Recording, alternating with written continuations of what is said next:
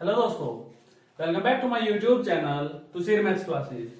तो जैसा कि हम अपनी पिछली वीडियोस में क्लास 10th के लिए चैप्टर 2 कंप्लीट कर चुके हैं, तो आज हम क्लास 10th के लिए chapter number 7 coordinate geometry start करने वाले हैं और इससे रिलेटेड कुछ टर्म्स सीखने वाले हैं। तो इससे रिलेटेड जो टर्म्स आने वाली हैं वो एक तो हमारे पास डिस्टेंस फॉर्मूला और जो सेकंड है वो है हमारे पास सेक्शन फॉर्मूला।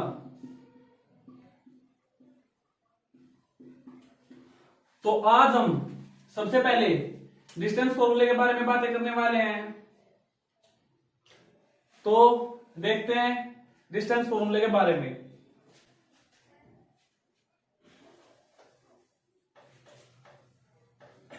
तो यहां पर जो डिस्टेंस फॉर्मूला हम यूज करने वाले हैं, डिस्टेंस फॉर्मूला यहां पर जो हम डिस्टेंस फॉर्मूला यूज करने वाले हैं वो हम कोऑर्डिनेट ज्योमेट्री यानी ग्राफ पर जो हमारे पास दो पॉइंट्स होते हैं उनके बीच में यूज करने वाले हैं।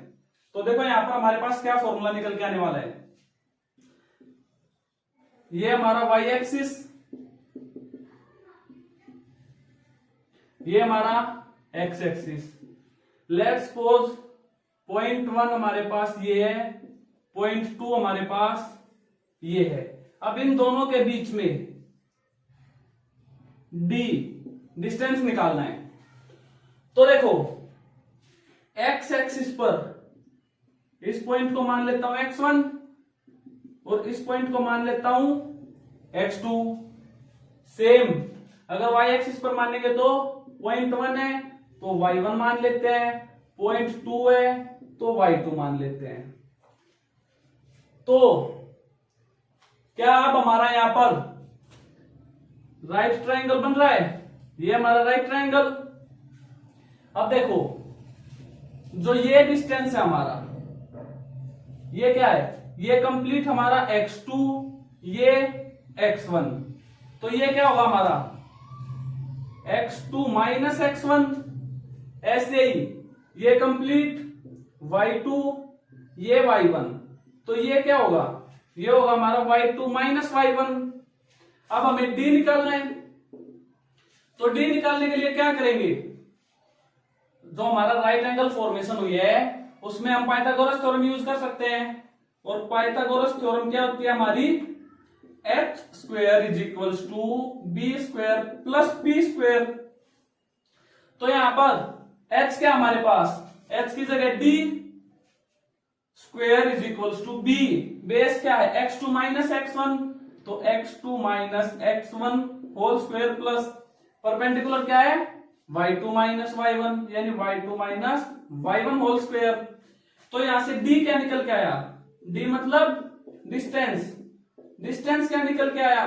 पॉइंट 1 और पॉइंट 2 के बीच में under root of x2 minus x1 का whole square plus y2 minus y1 का होल स्क्वायर। ये निकल के आया हमारे पास distance formula between two points. अब देखते हैं इसको हम यूज कैसे करने वाले हैं। तो कुछ क्वेश्चंस करते हैं। तो देखते हैं हमारे पास फर्स्ट क्वेश्चन हमें क्या दिया हुआ है।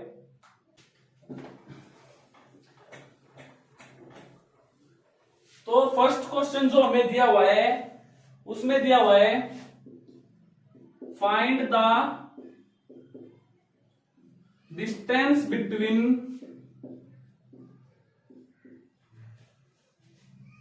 The following pair of point.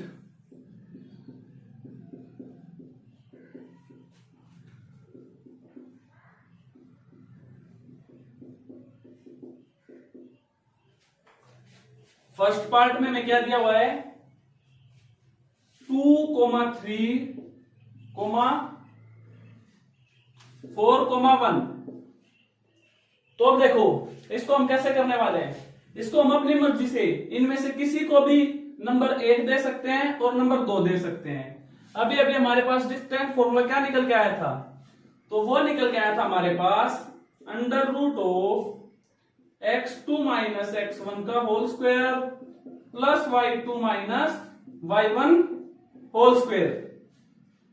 तो अब देखो x2 की वैल्यू क्या हमारे पास, यानी सेकंड पॉइंट में x की वैल्यू, जो फर्स्ट वैल्यू होती है x की होती है, सेकंड वैल्यू हमारी होती है y की।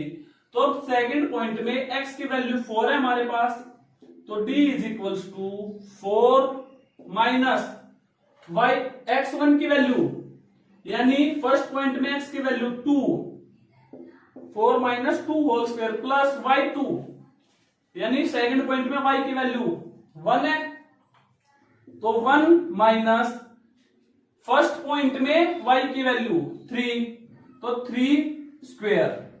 अब देखो 4 minus 2 2 square plus 1 minus 3 minus 2 square, तो d is equals to 2 square 4 plus minus 2 square plus 4, ये हमारे पास क्या आया √8। तो √8 को क्या लिख सकते हैं हम 2√2। अब देखो ये कैसे लिखा हमने, तो √8 को फैक्टराइज करते हैं 2 4 2 2 2 1, तो जो √8 है वो हमारे पास क्या आया √2 मल्टीप्लाई 2 मल्टीप्लाई 2, यहां से एक पेयर की वैल्यू 2 बाहर निकल के आई, तो ये आया हमारे पास 2√2। इसके बाद चलते हैं सेकंड पार्ट बी पार्ट की तरफ। तो बी पार्ट हमें क्या दिया हुआ है -5,7 एंड -1,3।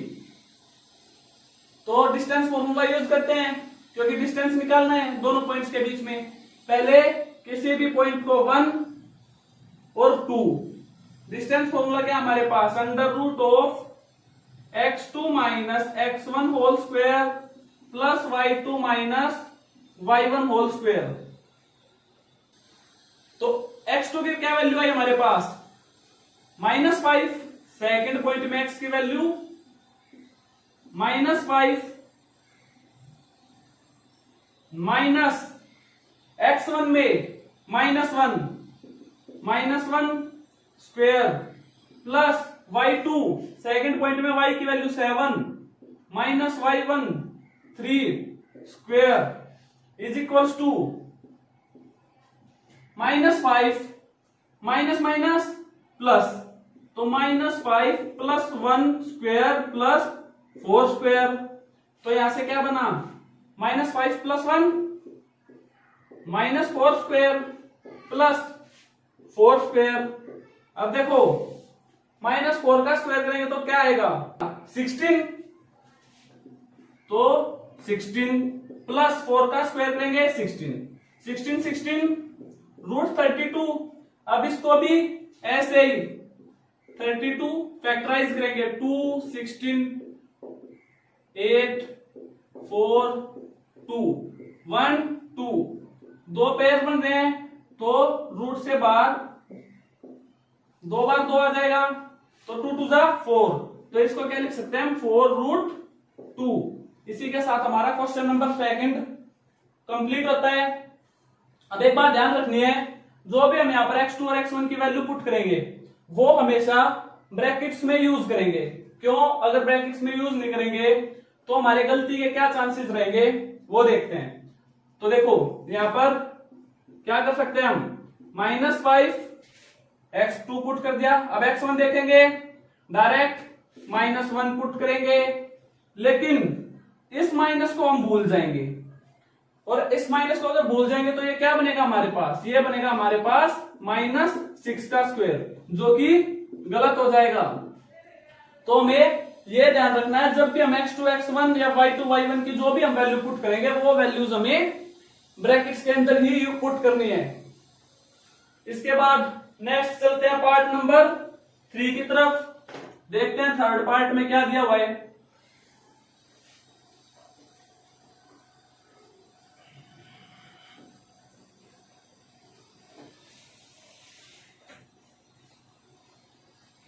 तो थर्ड पार्ट में हमारे पास है a, b -a, -b, इसको 1 इसको 2, distance formula x2 minus x1 whole square plus y2 minus y1 whole square. यहां से x2 की value minus a minus x1 की value a square plus y2 की value minus b minus y1 की value b square. देखो अब हम यहां पर वैल्यूज ब्रैकेट में पुट कर रहे हैं, इससे हमारा एक स्टेप तो इंक्रीज हो रहा है, लेकिन हमारी जो मिस्टेक्स हैं वो कम हो रही हैं। तो इसलिए एक स्टेप इंक्रीज करने में घबराना नहीं है, क्योंकि उससे हमें बेनिफिट ये मिल रहा है कि हमारी गलतियां होने के चांसेस कम हो रहे हैं। तो अब देखो यहां पर minus A square plus minus minus plus minus B plus minus minus B minus 2a square plus minus 2b square is equals to minus 2 का स्क्वायर प्लस 4 a का स्क्वायर a स्क्वायर, ऐसे ही माइनस 2 का square plus 4b square b square. अब इन दोनों में से क्या कॉमन है? इन दोनों में से कॉमन हमारे पास 4a square plus b square, और अगर 4 को रूट से बाहर निकालेंगे तो क्या आएगा? 2। तो फाइनल रिजल्ट हो जाएगा हमारे पास 2 under root of a square plus b square. इसी के साथ हमारा क्वेश्चन नंबर 1 कंप्लीट होता है। नेक्स्ट चलते हैं क्वेश्चन नंबर 2 की तरफ।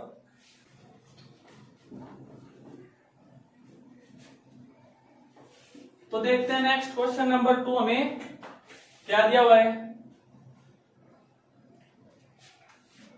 तो question number 2, find the distance between 0,0 and 36,15। Same question है, डिस्टेंस निकालना है। तो किसी भी पॉइंट को अपनी तरफ से 1 मानेंगे, दूसरे को 2 मानेंगे।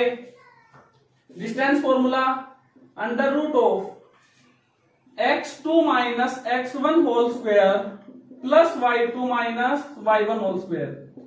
एक बात ध्यान रखना, जितने भी क्वेश्चंस की आप प्रैक्टिस करो, हर क्वेश्चन में फॉर्मूला साथ लिखना, ताकि फॉर्मूले की भी प्रैक्टिस होती रहे आपको। और अगर किसी भी फॉर्मूले की जितनी बार प्रैक्टिस करोगे वो उतना ही अच्छे से याद रहेगा।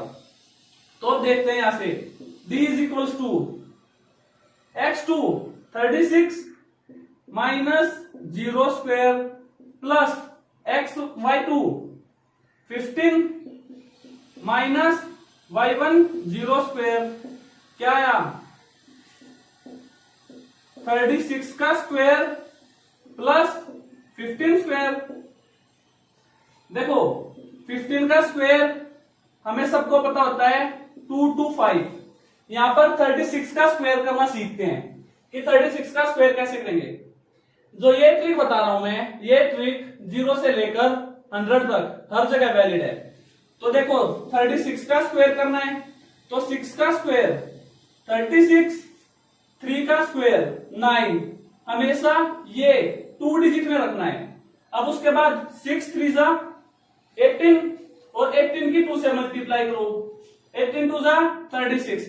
इधर से एक प्लेस छोड़कर 36 पुट करो। अब इनको कर दो add, 6 plus 3 9, 9 plus 3 12।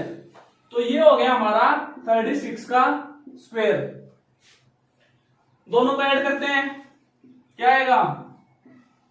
6 plus 5 11, carry 1 9 10 11 12 2, carry 1 2 4 5 1। देखो एक और नंबर का स्क्वायर करके दिखा रहा हूं। जैसे हमारे पास 32 का स्क्वायर करना है हमें, तो 2 का स्क्वायर 4 यानी 2 डिजिट में लिखेंगे तो 04। 3 का स्क्वायर 09, 3 2 जा 6, 6 2 जा 12, एक प्लेस छोड़कर 12, दोनों को ऐड। ये हो गया हमारा 32 का स्क्वायर। अब इसके बाद इसका रूट करना है। रूट कैसे करेंगे? फैक्टराइज से भी कर सकते हैं और लॉन्ग डिवीजन मेथड से भी कर सकते हैं। तो फैक्टराइज से करा रहा हूं, 3 से कर सकते हैं पहले डिवाइड, 3 5 जा 15, 2 छोटा है 3 से तो ना जाने की एक 0 और 3 7 जा 21। यहां पर बच्चे क्या करते हैं, 3 से करेंगे 3 5 जा 15, 3 7 जा 21, जो कि गलत हो जाता है क्योंकि यहां पर एक डिजिट ऐसा है जो 3 से छोटा है तो उसके लिए एडिशनल 0 आती है बीच में। तो अब देखो यहां से 7 + 5 12, अगेन 3 से डिवाइड हो सकता है, 3 1 जा 3, 3 6 जा 18, 3 9 जा 27। अब ये किससे होगा, हमें ये पता है कि ये 13 का स्क्वायर होता है तो ये डायरेक्ट 13 से ही डिवाइड होगा। तो अब इसको कैसे लिख सकते हैं, 3 × 3 × 13 × 13, यानी एक 3 बार और एक 13 बार, तो 3 × 13 = 39। ये होगा हमारा फाइनल आंसर। अब इसको ये सब रफ वर्क में करने के बाद यहां पर डायरेक्ट 39 भी लिख सकते हैं।